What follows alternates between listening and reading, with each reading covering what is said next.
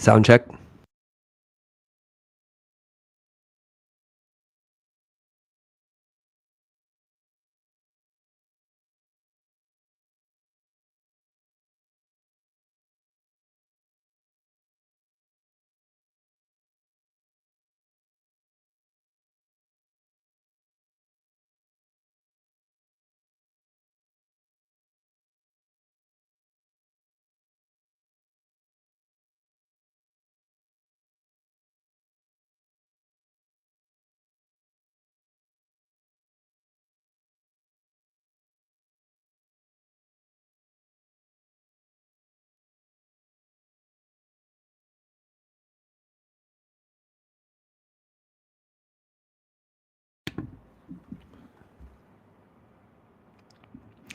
Hey, good evening, everybody. My name is Dr. Nathan Thompson with the Wellness Way Yorkville. Happy Monday, guys, and happy Christmas Eve or Eve of Christmas Eve. I know it's December 23rd right now.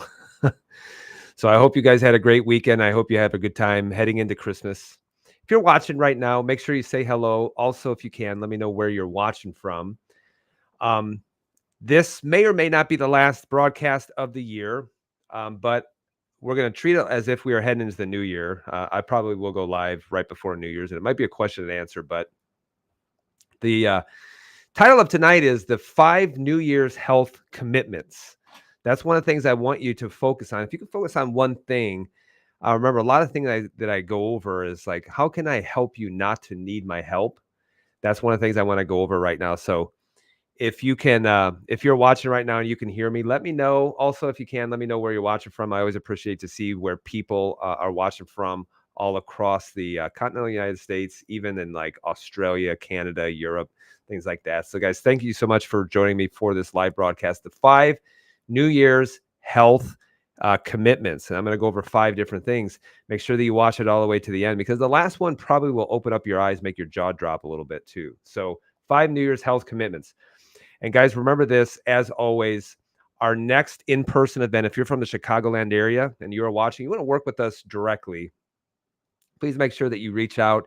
You follow our Linktree profile that will take you to Eventbrite and register for our next inflammation event. This is going to be on Tuesday, January 14th. It's going to be a little bit later. We let people calm down, get out of the New Year's haze, and then start focusing on their health. But Tuesday, January 14th at 6 o'clock p.m., this is an in-person event.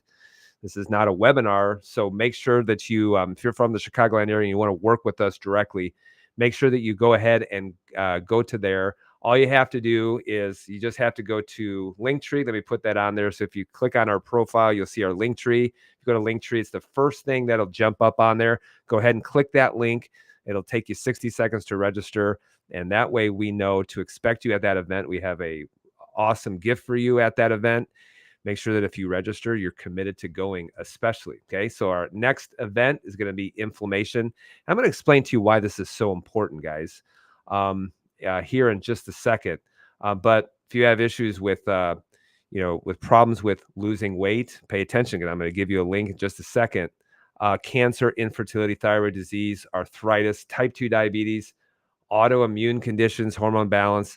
Now, here's the thing. MDs think that we like treat all of those different things, but we don't. What we do is we build health, and we're experts in physiology. So we know how physiologically something's supposed to function. And we're also experts in knowing inflammatory triggers on what you can do in order to avoid that, in order to start getting your health back. So make sure, guys, that you get registered for it. And I'm going to give you a perfect clinical example. One of the hardest things, and I'll talk about this at the end, one of the hardest things, because people say, would you rather work with men or women? And I'm like, well, men are a lot harder to come around for them to finally admit that they need help. But once they're committed, they're pretty committed. Okay. Now, here was a gentleman that came in and he took the initiative, got registered for the inflammation event, took action and said, I need help, which that takes a lot of courage for anybody to say, I need help. But I want you to think of this. So when he came in, it was experiencing a lot of issues with a lot of dizziness, with brain fog, anemia. He already knew that he had a lot of digestive issues going on, constant sinus infection, pneumonia, so low immune system function, skin issues and eczema, which is many times a gastrointestinal issue going on. ED or erectile dysfunction. But what was so interesting is that this person gave me a supplement list and I counted them and it was 35 supplements. So he set the new record for the most amount of supplements he's taken. And guys, I will say this is that if you're taking 35 supplements and you still have all of these issues that are going on, chances are you're missing a major inflammatory trigger that's going on. A major inflammatory trigger that's going on. The answer isn't just to dump a bunch more supplements in there. The answer is there's nothing more powerful than really identifying what's going on with the immune system.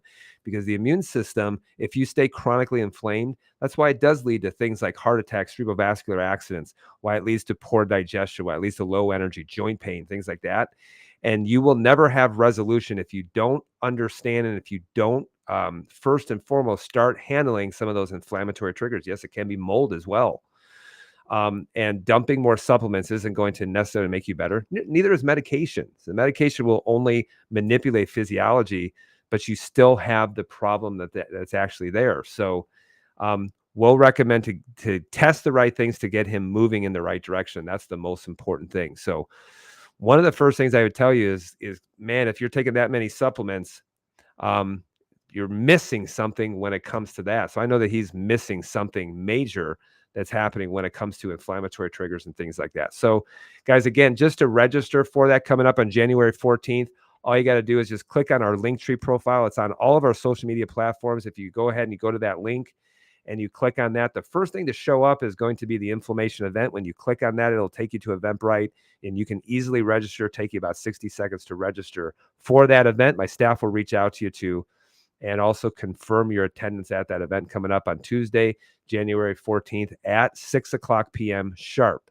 So make sure that you are there on time. I start on time all the time, okay? So 5 New Year's health commitments. Notice how I said commitments and notice how I underlined commitments, okay? So I love this quote by Ken Blanchard, and here's what he said. There's a difference between interest and commitment. When you're interested in doing something, you do it when it's convenient. When you're committed to something, you accept no excuses, only results.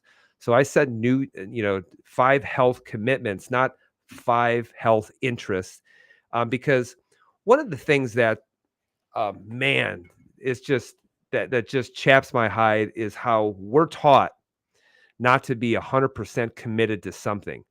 If you look at how much people give up or how much people quit, and in fact, my parents are wonderful people. And one of the things that they taught me, one of the things that my dad taught me is he said, don't you ever, ever give up. If you make a commitment to something, don't you dare give up. But I see so many parents today who let their kids give up.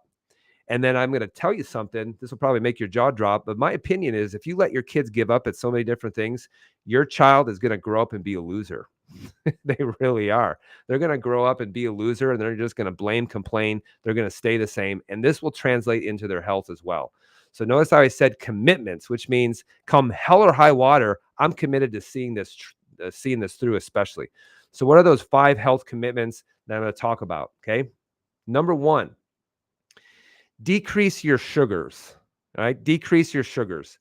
You know what's so amazing is that everybody says they don't eat a lot of sugar, but if you actually tracked how much sugar they were consuming, it would be a lot.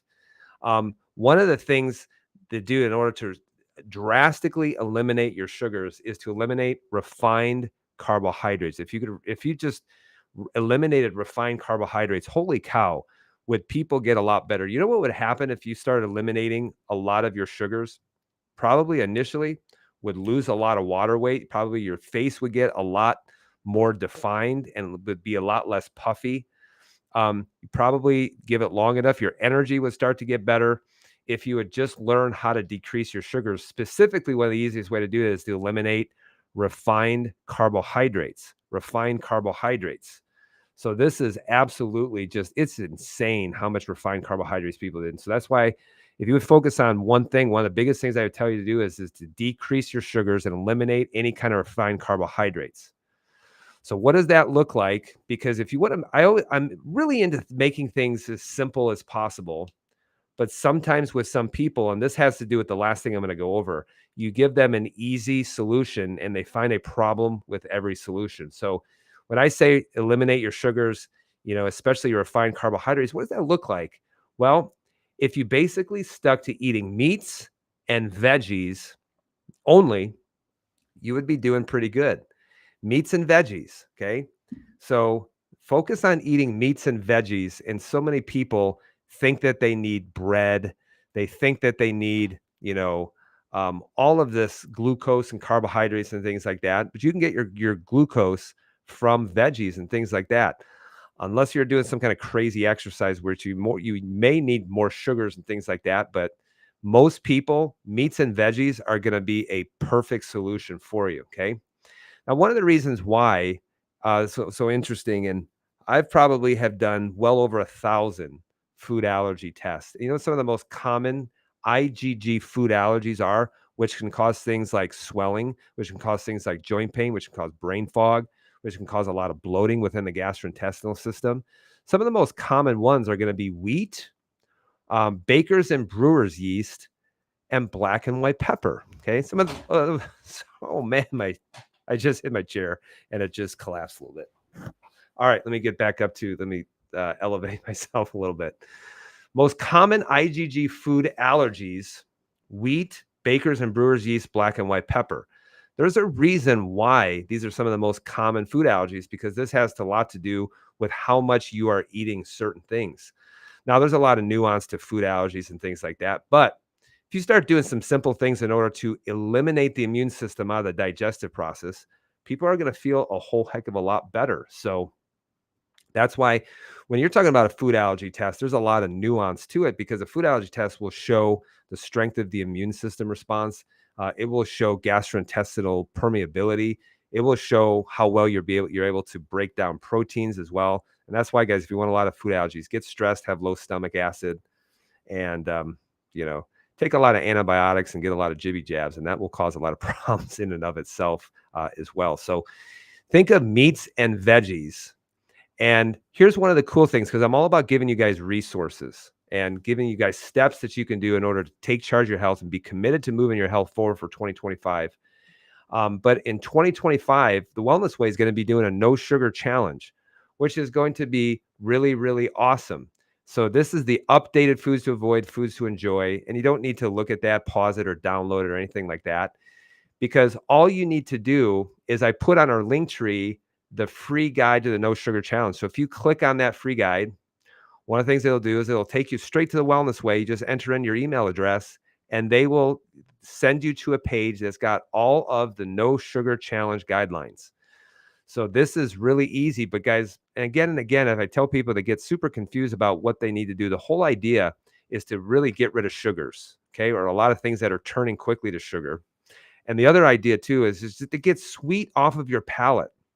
So when people say, "Oh, I need something sweet," I'm like, really, you don't. You're just craving junk food, and you need to be able to get over that. So if you look at this, and if you stuck to meat and veggies, you'll notice that your palate's going to change pretty quickly, especially. So if you go to our Linktree profile, you'll see on there it says free guide no sugar challenge. That will take you to the page where you can get all of the resources for the no sugar challenge starting January 1st. There's actually a whole Facebook page, for that. They'll send you some great emails and tips on how to be successful at it as well. And one of the cool things too that we do, because we're all about helping people as much as possible, but we actually just came up with a no sugar companion book. So if you are doing the no sugar quote unquote diet in January, there's a book to go along with it. And it's a wonderful book. It's going to be available, I believe, January 1st, so that you can order that and have that companion book right away. And all you need to do is just go to our store and you'll see that the Wellness Way store on our link tree. And if you just type in 5058 at checkout, that way it says, "Hey, this is a referral from Dr. Thompson," and he says that that's okay. Now, will I get paid for some of that book? Yep. I'll probably get a couple bucks from it. So just as full disclosure, but you'll notice that I'm not trying to get you to get anything, because I know that this book is going to be really beneficial for you, especially when you are committing to the no sugar challenge and you're committing to severely decreasing your sugars and your refined carbohydrates for 2025. Okay. So commitment number 2 is commit to getting 8 to 9 hours of sleep per night. Commit to getting 8 to 9 hours of sleep per night. And I've done a lot of live videos on sleep and things like that, why it's so important. But if you want to repair better, if you want to lower inflammation better, if you want to, if you're trying to lose weight, it makes it really hard when you're not getting enough sleep. I will tell you this, in 2024, I made a commitment, not a suggestion. Not, I wasn't interested in getting more sleep. I was committed to getting more sleep.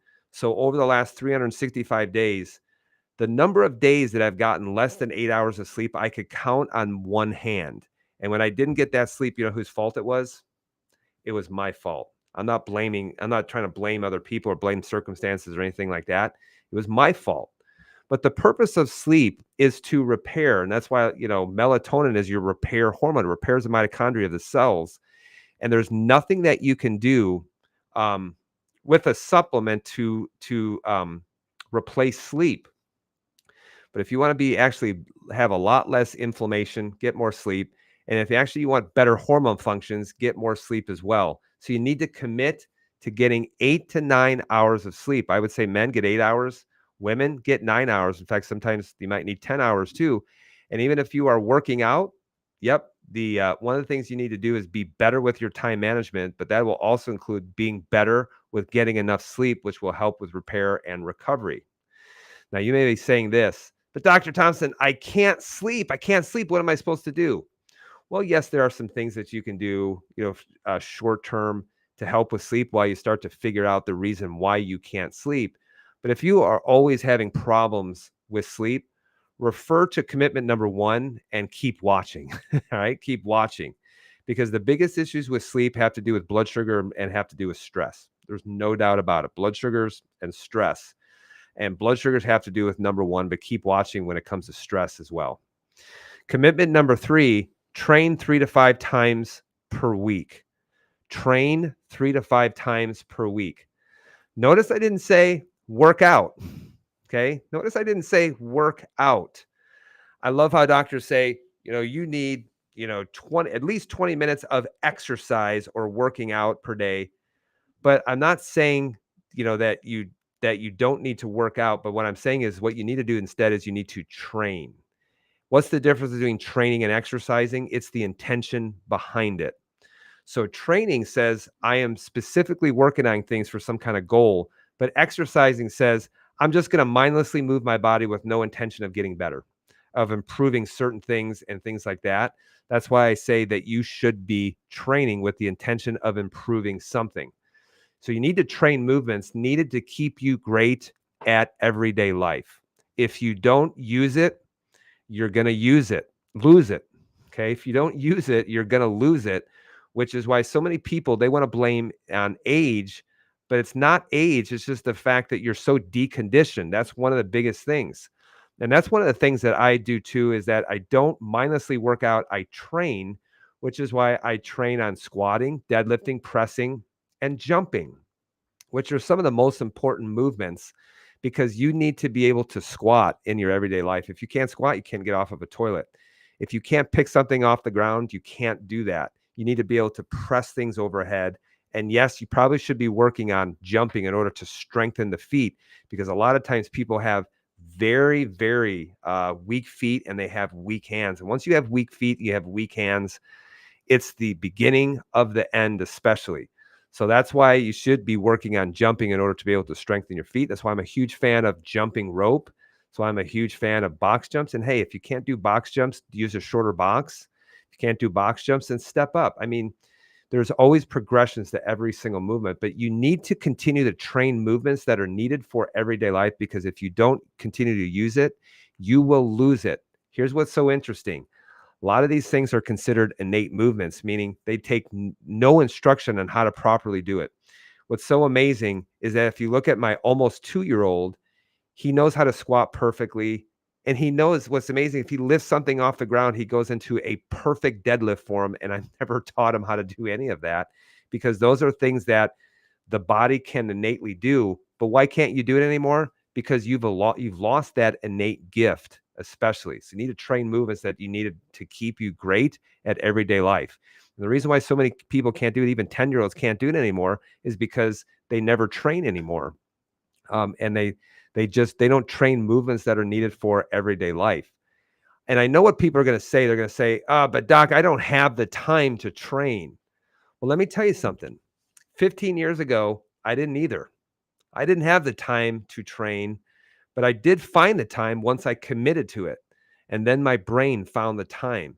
This is what's so amazing, is that if you're only focused on your problems, the only thing that compounds are going to be your problems. But if you're focused on commitments and you're focused on solutions, then all your brain will start to see solutions. I remember I would just rack my brain. I was like, oh man, I don't have the time to do this. But there was a day and there was a time where I said, you know what, come hell or high water, I'm committed to doing this. And then amazingly, all of this new time started to open up. And in fact, I made the commitment to do it. And I said, I'm going to wake up at 4:50 every day and I'm going to train at 5:30 in the morning. Man, that night I was super excited. And then the alarm clock went off the next morning. And man, I had no motivation. But you know what I said? I said, I'm committed to it. It's not convenient. I'm committed to it. I just need to do it long enough until it becomes a habit. So every day I woke up and oh man, I didn't want to go, but I was committed to it. Even if it was inconvenient, I was committed to it. And that's the difference between interest and commitment. Number 4, commit to getting adjusted and to stimulate your spine daily. Okay. So stimulate your spine daily. The spine needs to be stimulated every single day. The muscles around the spine, we're not talking about the big muscles, the big movers and shakers. We're talking about a lot of the muscles that are tiny muscles that are involved in proprioception that's feeding the brain, especially. This is what's so amazing, is that the brain actually is stimulated through motion within the spine. So that's why making sure the spine is moving the way it's supposed to, that it's in a good anatomical position. And if it's not, that you're working towards that. But you need a lot of stimulation of your spine every single day. I'm going to give you actually a pre and post X-ray example. So if you look at this first X-ray, here's an individual that came in with just a lot of fatigue, a lot of gastrointestinal issues, a lot of bloating. And if you look at an X-ray, here's her left eye, here's her right eye. So we're looking at her basically as if she was looking at us. And then the spine needs to be straight up and down. But if you look at here, one of the things that you see that she's shifted quite a bit over to the right. That's why you see the high left shoulder, you see the right shoulder dipping down. What was so interesting about this was that this was after about 34, 35 adjustments, and there was really no change from pre versus post. Now, if you look at this new X-ray, this was after about 6 weeks, about approximately 12 adjustments, and her stimulating her spine every single day doing her home exercises. And you can see the change that took place. We're not shooting for perfection. We're just making sure she's moving forward in the right direction. But you actually see what happened, how her shoulders started to level out, how her head started to come back to the center. And this is why, guys, it's so important that everything should have an intention behind it. How you exercise should have an intention behind it. That's why I say you should need to train. Just don't mindlessly exercise. And the other thing is too, is just don't mindlessly get adjusted without something improving in there. And that's why we never are trying to get perfection, but we're trying to see improvement take place. And you see how much improvement took place just within a few short weeks of actually doing the right types of things, the right type of home rehab, the right types of post adjustment rehab. And you can make a huge difference when it comes to that. But the spine should be stimulated every single day. And this is why, I tell people you need to stimulate your spine every single day. And the people that actually get the best clinical results are the ones who are doing that. And in fact, if you don't stimulate your spine, you're just leaving stressors within the brain that can actually cause, remember, if the brain is stressed, it's going to bleed over into a lot of your hormones because it's connected to the pituitary gland, which is secreting all of your stimulatory hormones. That's why, guys, your stimulatory hormones, thyroid stimulating hormones, adrenocorticotropin hormone, releasing hormone, all those stimulating hormones are actually arising from the brain, which is a huge center to perceive stressors. This is why, guys, this is so important. And this is why not everything is just, if not everything is just a hammer and a nail. And that's why you need a lot of tools in order to get a person's health back. I had this conversation with this individual today. Here's someone who had been getting adjusted and also working with the functional medicine doctor for the past year, but she still came in complaining of chronic pain, tiredness, hormonal issues. Hormones are absolutely tanked, lots of bloating, stomach issues, lots of low heart rate issues, which means that's related to the adrenal glands. And there has to be, if you look at this, there has to be a huge, huge immune system trigger that hasn't been addressed. And that's what I had to have this conversation. I says, you need to be looking for these immune system triggers, because if you have the intention of just adjust without handling those immune system triggers, that will only get you to a certain point. Yet you can see after doing all that work, only working with basically one of those triggers, one of those things when you look at chemical, mental, physical, why her life and her health was just an absolute wreck. And one of the things that I told her is I said, hey, you know what? I'm looking at your lab work. No one's ever done any kind of things to look for immune system triggers. I want you to get a stool test. I want you to get a food allergy test. I want you to get a mold mycotoxin test too, because that can be an absolute thing that can absolutely wreck things if you let that stuff fester for a long period of time. So that's why you do have to look at some other things, especially related to what's causing a lot of immune system stress, especially. So you need to stimulate the spine, and you need to be getting adjusted, and you need to find someone who actually knows kind of what they're doing, and just isn't just mindlessly just adjusting without looking at x-rays and expecting some kind of improvement, and give you some direction as far as improvement with taking new x-rays in order to look and see how this is starting to correct and starting to improve. Number 5 is this. Oh man, I'm probably going to ruffle a lot of feathers or rile you up a little bit, but I'm also speaking to myself too. Number 5, stop being a micromanager. Stop being a micromanager. I love this picture I pulled off the internet. You're stapling that weird. Here, let me show you how to staple. All right. The micromanager.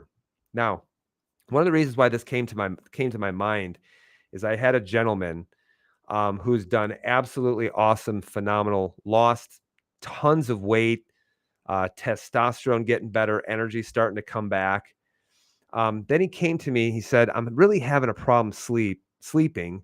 And then I said, "Well, I've seen your labs. This isn't a blood sugar issue. This is entirely a stress issue. What's stressing you out?" And he says, and after 15 minutes, we figured it out. This guy was a perfectionist and a people pleaser. And if you want to be miserable in life, become a perfectionist. If you want to be miserable in life and have other people who really don't want to be around you, be a perfectionist, okay? Or try to please people, otherwise known a lot of times as a micromanager, okay? Here's some examples. Now, here's the thing. If you don't know if you're a micromanager or not, um, then this may hit you like a ton of bricks in the side of your head. But here's some examples. We also call this the control freak, or the person who always needs to be in control. Here's some examples that you might be a micromanager or you might be a control freak. Getting on the scale every single day. Getting on the scale every single day. Do you know how long it's been since I've gotten on a scale? It's been 6 months. I haven't gotten on the scale one bit for 6 months, but if you get on the scale every single day, you might be a micromanager or a little bit of a control freak. Another thing too is that you expect immediate results. You're not talking about seeing results over the course of 3, 4, 5, 6, 7 months, 8 months, or a year. You're expecting to do the no sugar challenge and for your life to be completely back to normal in 3 days. Okay. You're a little bit of a control freak if that's you. But here's the other thing: demanding perfection all the time from yourself, and also others. Okay. Now, full disclosure, I used to be an absolute control freak. I used to be a micromanager. I was exhausting to myself and I was exhausting to other people. People didn't want to be around me because I was such a micromanager and everything had to be perfect. And I demanded perfection. Now, I don't demand perfection. What I demand is effort. I demand effort. Give me a good effort. That's all I want, because we're all going to make mistakes. But it's the people who never learn from their mistakes. Those are the people who have a lot of problems too. So it's called double loop learning, is give your best effort, what worked, what didn't work. And then you start changing what didn't work and start building off some of the things that actually did work. Now, to the micromanager, I'm going to say this: fix it, okay? Because no one wants to be around you. No one wants to be around you. And the reason why is because you're so exhausting to others as much as you're exhausting yourself. You're exhausting to others as much as you are exhausting yourself. And so if you just demand perfection, you're going to exhaust yourself. But you know what? Other people don't want to be around you either, because you're just exhausting them as well. And you're also really ruining any kind of desire to do better, because people will be afraid to make mistakes around you as well. Okay.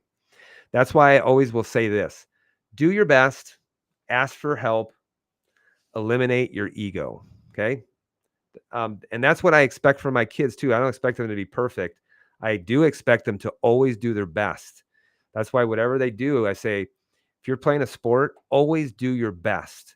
That's why I always ask them, I said, did you do your best? Did you do your absolute best? And the other thing too is don't be afraid to ask for help. And sometimes asking for help means that you need to eliminate your ego. You eliminate your ego. You got to get your ego out of the way. If someone is more versed in something, if someone has more knowledge, then ask for help and do what they tell you to do. That's the thing. Get rid of your ego, especially. Because if you look at ego, here's what it is: ego is how you want others to view you. Ego is, I want people to view me as being perfect. Self-esteem, having a high self-esteem, takes the ego out of the way, and the only thing that matters is how God views you. Okay, so that's why I'm not worried about reputation. I'm only worried about, how does God view me?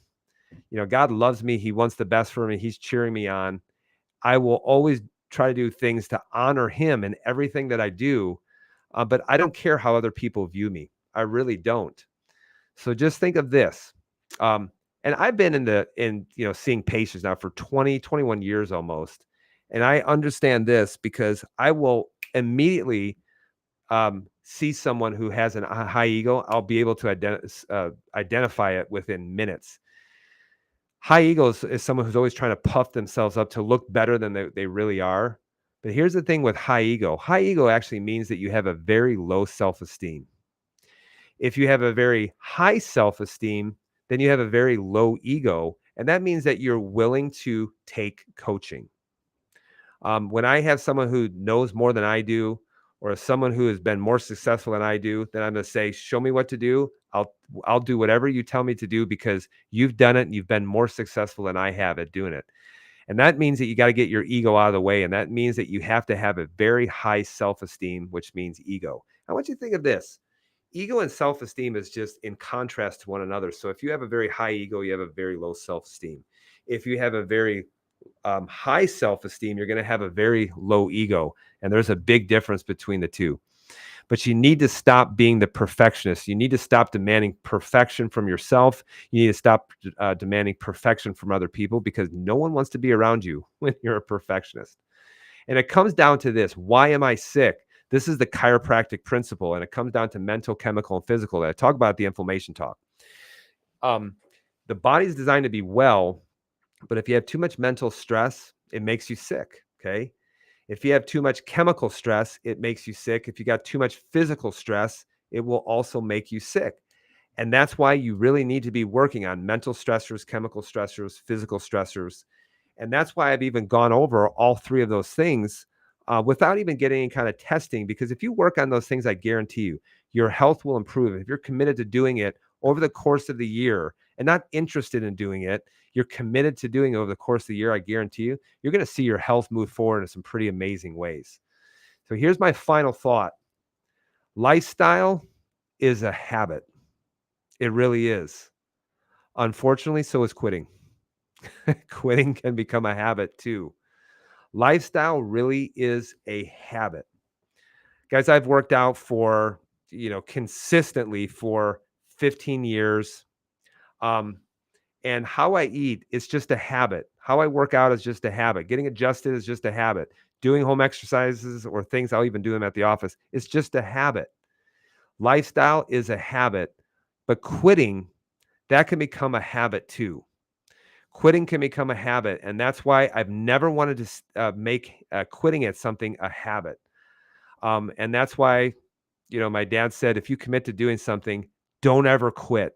Don't you dare ever quit. And that's one of the things that I remember, and I'm so thankful for, because no one likes a quitter.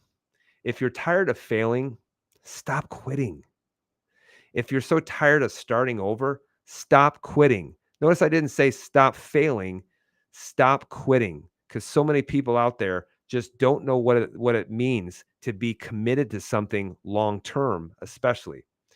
There's a difference between interest and commitment. When you're interested in doing something, you do it when it's convenient. When you're committed to something, you accept no excuses, only results. There's this quote, nothing can be more true doing that, especially working with people for a long period of time, is I can tell right away, this person is committed. They're going to see themselves through. This person is just kind of interested, and they'll quit when the times get a little bit tough, as well. But guys, I'm in the business of helping people to commit, to get them healthy and well. And most importantly, once they get well, that they don't lose that testimony so that they go back to being sick again, especially.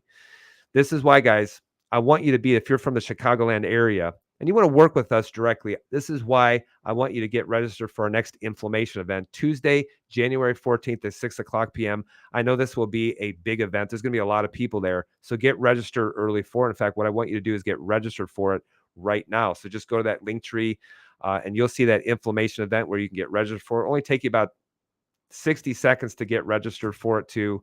And then coming up January 2025, the Wellness Way No Sugar Challenge. So all you have to do, guys, this is some of the guidelines that they've already had put out.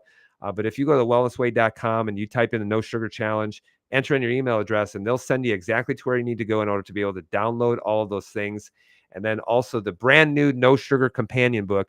Really, really, really good book. And you can order that. You can have it shipped to your house and have it probably by a couple of days after January 1st. But this is a good book to help you understand why you need to be cutting out a lot of your sugars, your grains, and things like that. So that'll give you all the answers that you need as far as why you should be doing that and why this benefits so many people as well. So the 5 New Year's health commitments. So guys, commit to doing this for 2025. I can't stress that enough. If you start doing that, your health is going to move forward. Your health will move forward. And this is why even, last year, why we've done, a meats and veggie challenge. Last year we did, or actually this year, we did a you don't know squat challenge. So we taught you how to squat correctly. You go back on our social medias and you can look at the routine that I want people to do for at least the entire year in order to help, or next month in order to help develop their squat.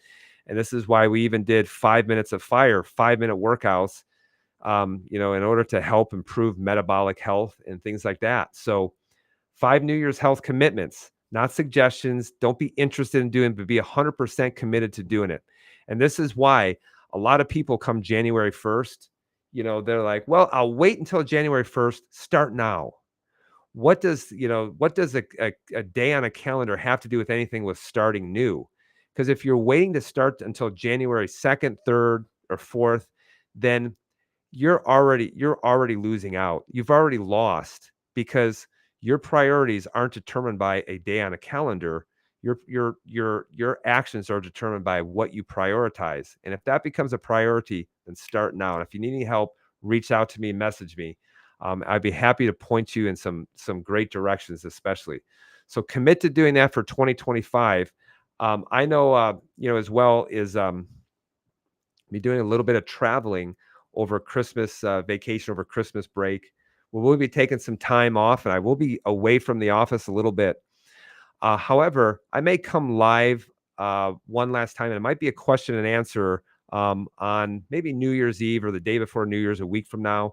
So if you're interested in doing that, let me know, just so that we can give you guys great content, be able to answer your questions, and to help you start 2025 as being your best year yet. So guys, 5 New Year's health commitments. Make sure that you do that. Nothing would make me happier than for you to start to move your health forward in an amazing way, in huge ways that I know that when you look back at the end of 2025, you're going to look at it and you're going to say, wow, that was really awesome. So, guys, be well, be blessed. Merry Christmas to you. Yes, we do say Christmas because Christ is the reason for Christmas. He is my King, He is my Savior.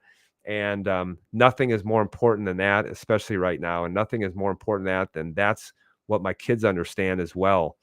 So, guys, I hope you have a great, great Christmas. Remember the reason for the season. I hope you have a great time. Enjoy family and enjoy every minute of it as well, because we have one life to live.